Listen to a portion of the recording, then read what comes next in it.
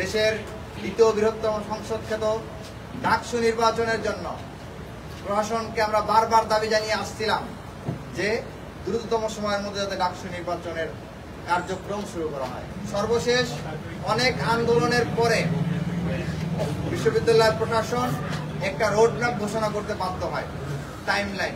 যে টাইমলাইনে তারা উল্লেখ করেছিল যে মে মাসের প্রথম অর্ধের মধ্যে ডাকসু নির্বাচনের জন্য তারা নির্বাচন কমিশন গঠন করবেন, একই সাথে প্রথম অর্ধের মধ্যেই নির্বাচনের জন্য খসড়া ভোটার তালিকা প্রস্তুত করবেন। কিন্তু অত্যন্ত দুঃখজনক ও পরিতাপের বিষয় যে আজকে 22 মে অর্থাৎ 15 তারিখের পরে আরো এক সপ্তাহ অতিবাহিত হয়ে গিয়েছে, কিন্তু বিশ্ববিদ্যালয় প্রশাসন তাদের কথায় অটুট থাকতে পারেন নাই, তারা তাদের কথা রাখতে পারেন নাই। শিক্ষার্থীদের মতামত চাওয়া হয়েছিল যে তারা ডাকসু নির্বাচন চায় কিনা বা ডাকসু নির্বাচনের জন্য সুষ্ঠু পরিবেশ আছে কিনা। সেই মতামত চাওয়া হইলে ইনস্টিটিউশনাল ইমেইলের মাধ্যমে 96% শিক্ষার্থী মতামত দিয়েছিলেন জুন মাসের মধ্যে নির্বাচন হওয়া উচিত, এপ্রিলের পরে বা মে মাসের শুরুর দিকেই নির্বাচনের তফসিল ঘোষণা করার কথা ছিল। কিন্তু বিশ্ববিদ্যালয় প্রশাসন সেটি না করে বিভিন্নভাবে গড়িমসি করতে করতে আজ এখানে মে মাসের শেষ পর্যায়ে এসে দাঁড়িয়েছে। আপনারা দেখেছেন শিক্ষার্থীরা অনশন করছে ডাকসু নির্বাচনের রোডম্যাপের দাবিতে। আমরা সেই বিষয়গুলো, আমাদের দাবিগুলো আমরা জানিয়েছি।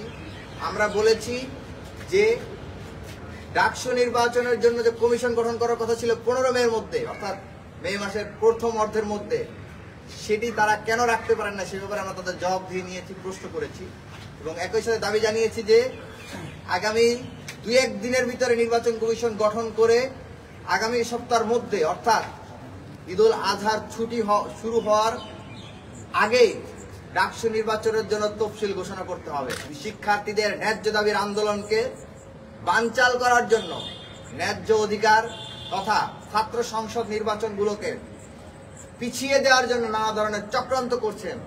তারা যদি তাদের এই চক্রান্ত অব্যাহত রাখেন তাহলে ছাত্র জনতা যেভাবে আগস্টে রাজপথে নেমে এসেছিল জুলাইতে, ঠিক একইভাবে আপনাদের বিরুদ্ধে রাজপথে নেমে আসতে বাধ্য হবে। যে ডাকসু এবং ডাকসু সহ দেশের সকল ক্যাম্পাসে ছাত্র সংসদ নির্বাচনে আমাদের একদম অভ্যুত্থানের কমিটমেন্ট। সো এটা কিন্তু আমরা 5 তারিখের পর থেকে আমাদের কমিটমেন্ট রক্ষার্থে আমরা দাবি জানিয়ে এসেছিলাম। আমরা বিশ্ববিদ্যালয় প্রশাসনের কাছে বারবার এসেছি। আমরা ফরমাল দাবি জানিয়েছি, ইনফরমেলে জানিয়েছি, লিখিত জানিয়েছি এবং মৌখিকভাবে জানিয়েছি, অনলাইনে জানিয়েছি, অফলাইনে জানিয়েছি, সকলভাবে দাবি জানিয়েছি আমরা। কিন্তু আমরা আসলে তাদের পক্ষ থেকে যে ফিডব্যাক পেয়েছি তাতে সন্তুষ্ট নই আমরা।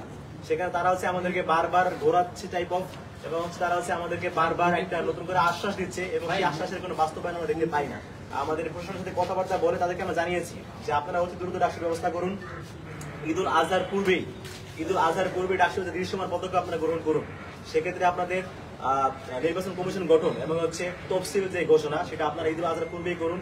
যদি আপনারা এটা ঈদুল আজহার পূর্বে করতে ব্যর্থ হন বা আমাদের ডাকসু নিয়ে কোনো ধরনের টালবাহানা করা হয়, তাহলে সেক্ষেত্রে অলরেডি শিক্ষার্থীরা ইতিমধ্যে ডাকসু নিয়ে খুবই সরব, তাদের সকল সাথে নিয়ে আমরা আবারও গণ আন্দোলন গড়ে তুলে আমাদের যে কাঙ্ক্ষিত ডাকসু, প্রাণের ডাকসু, সেই ডাকসু আমরা আদায় করে নিব। খুব সম্প্রতি একটা আলাপ চালু হয়েছে যে সাম্যবাই হত্যার পর থেকে, যে এটা সাম্যবাই হত্যা, এটাকে কেন্দ্র করে যে নিরাপত্তা সৃষ্টি হয়েছে সেটাকে ডাকসু মুকুমে করে দেওয়া হচ্ছে।